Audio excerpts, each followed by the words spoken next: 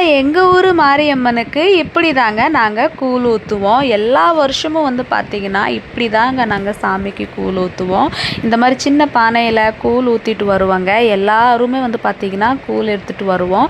கோயில் வரைக்கும் நடந்து வருவாங்க. அதுக்கப்புறம் கோயில் வந்ததுக்கப்புறம் கோயிலை 3 வாட்டி சுற்றி வந்ததுக்கப்புறம் சாமி கன்னி சாமி அழைக்கிறாங்க.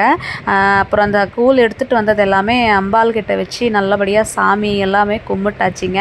எல்லாருக்குமே கூழ் ஊற்றி கொடுக்கறதுக்கு முன்னாடி இந்த மாதிரி நடுவில் வச்சு இந்த மாதிரி கும்மி அடிப்பாங்க. ஸோ பாட்டு பாடிட்டு இந்த மாதிரி பம்பை உடுக்க அடிச்சுட்டு இந்த மாதிரி பாட்டு பாடிட்டு கும்மி அடிப்பாங்க. எல்லாம் அடித்து முடிச்சதுக்கப்புறம் வந்து பார்த்திங்கன்னா கூழ் எல்லாருக்குமே கொடுக்க ஆரம்பிச்சாச்சுங்க. காலையிலேருந்து விரதமாக இருந்தோமா, அப்போ சாப்பிட்ட உடனே ரொம்ப டேஸ்ட்டாகவும் இருந்ததுங்க. கூழ் என்றைக்குமே டேஸ்ட்டு தாங்க.